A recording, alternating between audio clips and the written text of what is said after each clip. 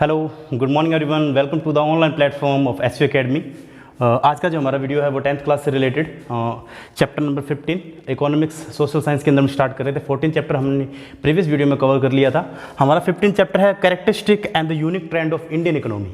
हमारे Indian economy जो है उसके क्या क्या विशेषताएं हैं और क्या क्या हमारे यूनिक ट्रेंड है जो हमारी इंडियन इकोनॉमी ने जो है अचीव किए हैं। अगर अपने बात करें, if you talk about after the independence in 1947 to 1991, हमारी जो इंडियन इकोनॉमी थी वो बहुत ज़्यादा एक बेस्ड इकोनॉमी थी, जिसके अंदर क्या है कि हमारे इंडिया के अंदर ही जो व्यापार वगैरह होता था, इकोनॉमिक पॉलिसी जो है इंडिया के अंदर ही एक प्रकार से बाउंड टू कह सकते हैं कि बाउंड टू थी। But after the 1991 there have a new policy have came to and change. हमारी जो इंडियन पॉलिसी है वो चेंज हो गई, हमारी इकोनॉमिक पॉलिसी। तो उसके बाद में देखते हैं हमारी इंडियन इकोनॉमी जो है जब चेंज हुई तो किस तरह के स्ट्रक्चर है हमारे माइंड में आए और किस तरह की जो पॉलिसीज है वो नई पॉलिसीज हमें देखने को मिली। तो देखते हैं, बात करते हैं। सबसे पहले अपने बात करते हैं एलपीजी। एलपीजी का फुल फॉर्म जो होता है वो होता है liberalisation, privatisation and the globalisation. तो ये बहुत ही इंपॉर्टेंट ट्रेंड था जिसकी वजह से हमारी इंडियन इकोनॉमी है वो चेंज हो पाई थी। अदरवाइज हमारी इंडियन इकोनॉमी जो है बहुत ही धीरे धीरे जो ग्रो कर रही थी और बहुत ही ज़्यादा प्रॉब्लम क्रिएट कर रही थी। बट आफ्टर द 1991, देखिए 1991 के अंदर एक पॉलिसी बनाई गई जिसे न्यू इकोनॉमिक पॉलिसी कहा गया। न्यू इकोनॉमिक पॉलिसी नेम दिया गया उसे, जिसे हम कह देते थे न्यू इकोनॉमिक पॉलिसी। देखो एलपीजी के थ्रू उसे नेम दिया गया न्यू इकोनॉमिक पॉलिसी। तो उसे क्या नाम दिया? न्यू इकोनॉमिक पॉलिसी है वो नेम दिया एनईपी। तो एलपीजी के थ्रू, तो जिसके अंदर क्या है उस टाइम हमारे जो प्राइम मिनिस्टर थे वो थे पीवी नरसिम्हा राव। पीवी नरसिम्हा राव जो कांग्रेस से ही बिलोंग करते थे, पीवी नरसिम्हा राव जो हमारे प्राइम मिनिस्टर थे उस टाइम। और जो हमारे फाइनेंशियल मिनिस्टर थे, जो फाइनेंशियल मिनिस्टर की अपने बात करें तो जो हमारे फाइनेंशियल मिनिस्टर थे वो थे मनमोहन सिंह।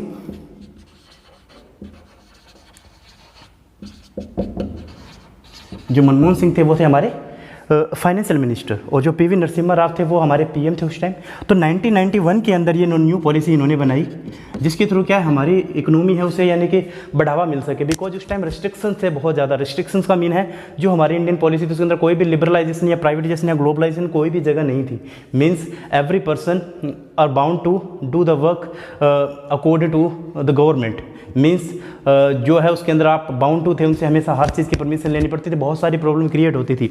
जो हमारी न्यू इकोनॉमिक पॉलिसी के थ्रू क्या चेंज हो गई। न्यू इकोनॉमिक पॉलिसी के अंदर जो पीवी नरसिम्हा राव और हमारे फाइनेंशियल मिनिस्टर मनमोहन सिंह थे उन्होंने बहुत सारे चेंजेस लाए, बहुत सारी जो पॉलिसीज है उनको नई पॉलिसीज़ को हमारे इंडिया के अंदर वो लेकर आए। जैसे कि अपने बात करें तो जो हमारे पीवी नरसिम्हा राव थे उन्होंने 1991 के अंदर जो पॉलिसी बनाई इसमें लिबरलाइजेशन, प्राइवेटाइजेशन और ग्लोबलाइजेशन को स्थान दिया। लिबरलाइजेशन का देखिए क्या मीन था। लिबरलाइजेशन, इसमें जेड या एस दोनों स्पेलिंग है वो दोनों ही सही होती है। लिबरलाइजेशन के थ्रू देखिए लिबरलाइजेशन क्या होता है। लिबरलाइजेशन के अंदर क्या है कि लिबरलाइजेशन से आप समझ रहे हो लिबर्टी, लिबर्टी वर्ड से ये बना है। लिबर्टी का मतलब फ्रीडम होता है या अपने इंडिपेंडेंस कह देते हैं। फ्रीडम कह दो, इंडिपेंडेंस कह दो, लिबर्टी वर्ड उसी से बना है। मीन्स लिबरलाइजेशन के थ्रू क्या हुआ कि हमारे इंडिया के अंदर एवरी पर्सन या एवरी बिजनेसमैन, एवरी एंटरप्रेन्योर, जो भी एंटरप्रेन्योर है उसको ये बेनिफिट मिलेगा, इसको ये मौका मिलेगा जिसके थ्रू क्या है वो कोई भी अपना बिजनेस सेटअप कर सकता है। उसके अंदर क्या है आपको बस एफिलिएटेड करना पड़ेगा। After that government can't able to interfere in your business and you can do your business in a great height. मतलब आप उसको ग्रेट हाइट पे लेके जा सकते हो। Like that if you talk about Ambani, जो रिलायंस के मालिक भी हैं और बहुत सारे उनके बिजनेस अब चल रहे हैं। और अपने बात करें तो टॉप 5 के अंदर उनकी गिनती होती है रिच पर्सनस के अंदर।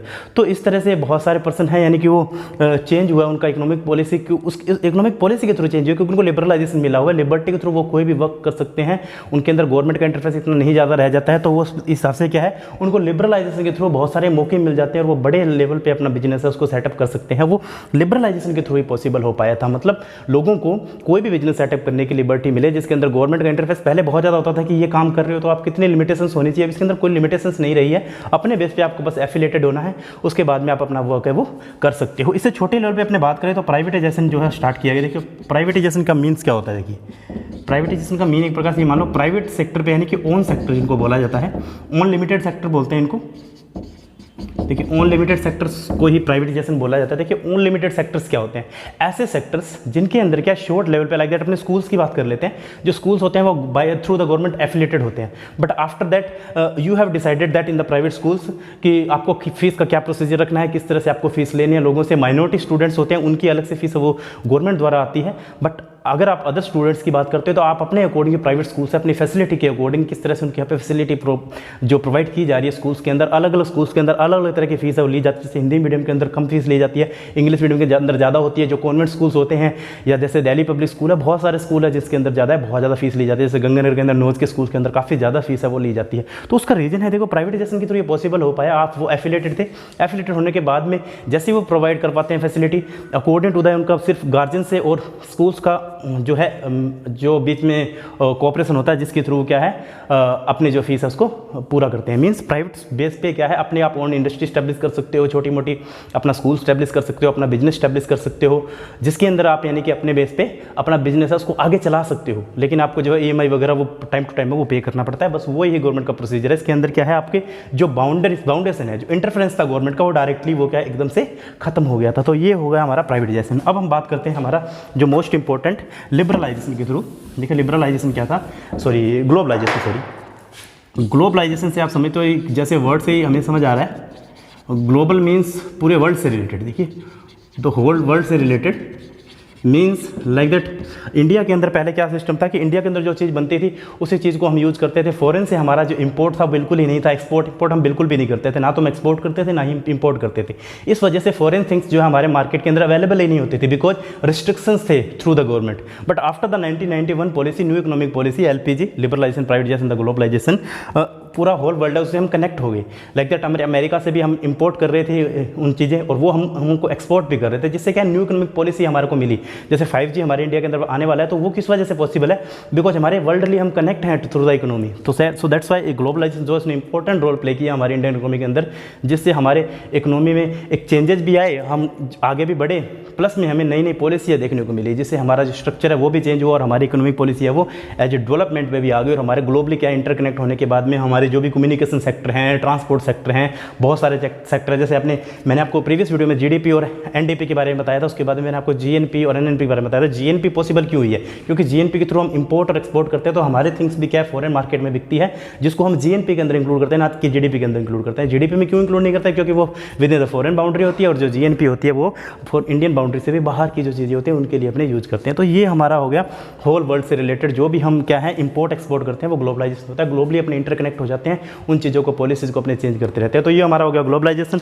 अगर हम आगे चलते हैं, हमारा जो नेक्स्ट टॉपिक है वो है इंडियन इकोनॉमी जो है वो अनडेवलप्ड इकोनॉमी है। देखिए अनडेवलप इकोनॉमी कैसे हमारी इंडियन इकोनॉमी, देखिए अनडेवलप इकोनॉमी के पीछे रीजन है। देखिए हमारी इंडियन इकोनॉमी जो है, पहले की बात करता हूँ मैं, हमारी इंडियन इकोनॉमी थी वो अनडेवलप इकोनॉमी थी। अनडेवलप का इकोनॉमी का मतलब होता है अविकसित, मीन्स थोड़ा सा बैकवर्ड जिसको कह देंगे। अंडर डेवलप का मतलब होता है विकास कर रही है, मतलब developing form.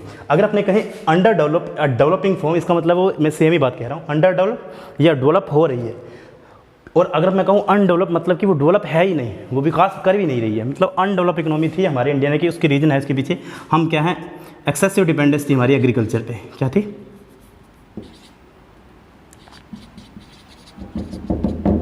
Excessive dependence on agriculture. हमारी एग्रीकल्चर के ऊपर क्या थी, बहुत ज़्यादा डिपेंडेंस थी हम, मतलब कि बहुत ज़्यादा डिपेंड थे एग्रीकल्चर के ऊपर। देखिए अपने बात करें तो 60% जो है हमारी एग्रीकल्चर पे डिपेंड है, बट आप बात करें तो प्रेजेंट में 49% जो लोग हैं वो एग्रीकल्चर पे डिपेंड है, जिससे ओनली 15% ही वो हमारी इकोनॉमी में कंट्रीब्यूट कर पाते हैं।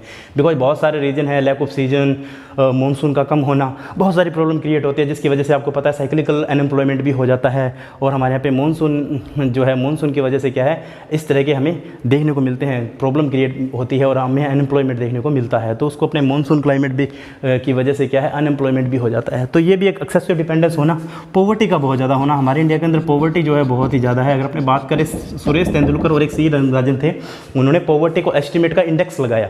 उस इंडेक्स के थ्रू उन्होंने बहुत सारे प्रोसीजर बताए। उन्होंने कहा कि ये क्राइटेरिया है, इस क्राइटेरिया के अकॉर्डिंग जो पर्सन है वो किस कैटेगरी में आता है। जैसे मान लो सुरेश तेंदुलकर ने कहा था कि जो पर्सन जिसकी सैलरी लेस देन 816 रुपीज़ है गाँव में और शहरों में 1000 रुपीज़ से कम है, उन इतने सैलरी वाले पर्सन मंथली 21.42% उनका परसेंटेज है। मतलब 21.42% पर्सन ऐसे हैं जिनकी सैलरी 1000 रुपीज़ भी नहीं है मंथली। और सी रंगराजन ने भी एक पॉवर्टी इंडेक्स निकाला था। सी रंगराजन के अकॉर्डिंग जो पॉवर्टी इंडेक्स है उन्होंने बताया था कि 916 रुपीज़ विलेज में और 1407 रुपीज़ इन द सिटीज़ जो पर्सन है उनके क्राइटेरिया में अगर बात करें तो 29 92% पीपल ऐसे थे जिनकी salary less than 1407 rupees city में थी और 916 रुपीज़ विलेज के अंदर थी। तो इस वजह से कह सकते हैं पॉवर्टी बहुत ज़्यादा होने की वजह से भी हमारी इंडियन इकोनॉमी है वो अनडेवलप्ड इकोनॉमी रही। अनएम्प्लॉयमेंट, देखिए अनएम्प्लॉयमेंट की अगर बात करें तो हमारे इंडिया के अंदर एम्प्लॉयमेंट है वो बहुत ही कम था, एम्प्लॉय नहीं थे लोग, बहुत ज़्यादा ही प्रॉब्लम क्रिएट हो रही थी। एम्प्लॉयमेंट जो है एक प्रकार से ना के बराबर ही मान लो आप, ना के बराबर एम्प्लॉयमेंट था हमारे इंडिया के अंदर।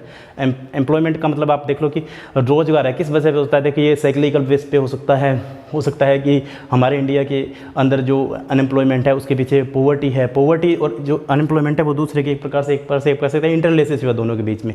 देखिए अनएम्प्लॉयमेंट होगा तो ही तो पॉवर्टी होगी, तभी तो हो सकती है। सीजनल बेस पे पॉवर्टी होती है, सीजनल बेस पे पॉवर्टी मैंने आपको बता दिया जो एग्रीकल्चर से रिलेटेड होती है उसे सीजनल बोलते हैं। हिडन अनएम्प्लॉयमेंट के अंदर क्या होता है, बंदा इंगेज भी होता है बट उस काम में के अंदर क्या वो इतना कंट्रीब्यूट नहीं कर पाता है, इंगेज होने के बाद भी वो कंट्रीब्यूट नहीं कर पा रहा है। तो एक प्रकार से कौन सी अपने कह सकते हैं उसको हिडन अनएम्प्लॉयमेंट कहेंगे उसको। तो ये हमारा हो गया अनडेवलप इकोनॉमी हमारी इंडिया की। बट अब हमारा जो नेक्स्ट टॉपिक है वो है डेवलपिंग फॉर्म में हमारी इंडियन इकोनॉमी है।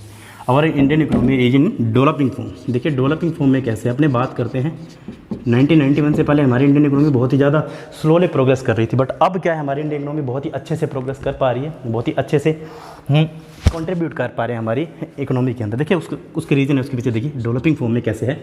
डेवलपिंग फॉर्म में होने का रीज़न है कि हमारी इंडियन इकोनॉमी जो है उसमें कुछ चीज़ें ऐसी हैं, जैसे कि अपने बात करें एग्रीकल्चर में हमारे जो 49% लोग इंगेज है, 15% ही कंट्रीब्यूट कर पा रहे हैं। अब हमारी जो इंडियन इकोनॉमी है वो सेकेंडरी और टर्सरी सेक्टर पे बहुत ज़्यादा डिपेंड हो गई है, सेकेंडरी